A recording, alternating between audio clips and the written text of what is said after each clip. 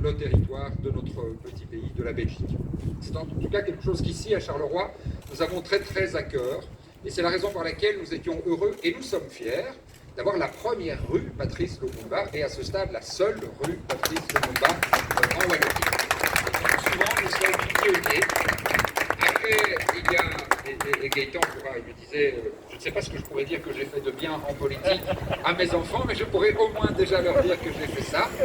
Comme il y a quelques années, à l'initiative de la sénatrice Latifa Ghaouchi, nous avions rebaptisé le parc de Monceau, le grand parc de Monceau, en parc Nelson Mandela, à l'occasion de la disparition de Nelson Mandela, pour célébrer là aussi toute l'importance de ce lien avec l'Afrique et avec cette très très forte et magnifique civilisation à laquelle nous sommes si profondément attachés. Voilà en quelques mots les quelques messages qu'au nom de l'ensemble des représentants du collège de la ville de Charleroi, qui sont nombreux, certains derrière la plaque qui va être dévoilée, d'autres de l'autre côté de la rue, puisque c'est les règles de distanciation sociale, on ne peut pas se mettre trop nombreux les uns à côté des autres, en petit comité aujourd'hui, puisque les circonstances l'imposent, mais avec vraiment du fond du cœur tout notre engagement et toute la sincérité de ce message que nous voulions passer. Merci beaucoup de votre présence, et je rends la parole et je récupère mon masque pour la suite des événements.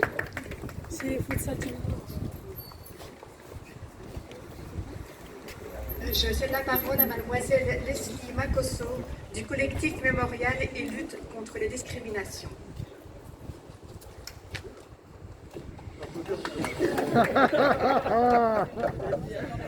Bien joué.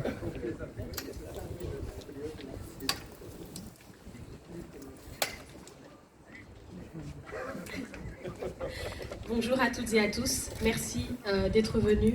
Ce moment est important, alors j'espère surtout que vous allez écouter ce discours, qu'il va entrer dans votre cœur, dans votre âme, et j'espère que tout à chacun, tout à chacune ici pourront vraiment prendre cette histoire à cœur et surtout qu'on puisse, si je peux dire, continuer dans cette lutte, mais que pour la mémoire de Patrice Lumumba, que vous continuez de suivre ce mouvement décolonial.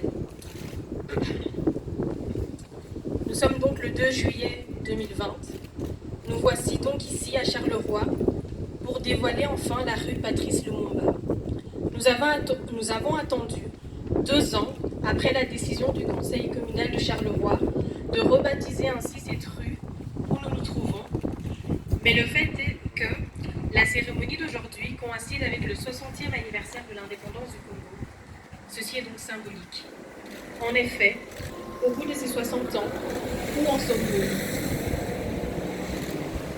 Au bout de ces 60 ans, un Congo toujours dominé par la mauvaise gouvernance, d'une part, et d'autre part par la prédation impérialiste qui organise sa spoliation, effrénée et éhontée. Au bout de ces 60 ans, un peuple congolais toujours exploité et opprimé, victime par millions d'une guerre d'exploitation, toujours en lutte pour sa liberté et sa souveraineté. Au bout de ces 60 ans, une diaspora congolaise toujours discriminée, stigmatisée, méprisée. Mais au bout de ces 60 ans, aussi une génération montante, vaillante, combattante, gagnante. Une génération qui dit non.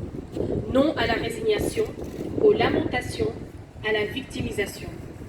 Au bout de ces 60 ans, nous voici debout sur cette rue, debout comme Lumumba, dont elle porte désormais le nom, mais aussi debout comme Okito, comme Polo, comme Mama Mouilou Kimbangu, comme Ruben Mnyombe, comme Jacqueline Kizerbo, comme Madikizela Mandela, comme Thomas Sankara, comme Cheikh Anta Diop, comme Jeanne Martin Cissé, comme Awa Keïta et tant d'autres ancêtres. Oui, au bout de ces 60 ans, Papa Lumumba, dans cette rue qui porte ton nom à Charleroi, nous mentirions si nous disions que tout a changé. Car pas grand-chose n'a changé. Le sort qui fut le vôtre pendant 80 ans est encore toujours le nôtre depuis 60 ans. Nos blessures sont toujours aussi fraîches et douloureuses.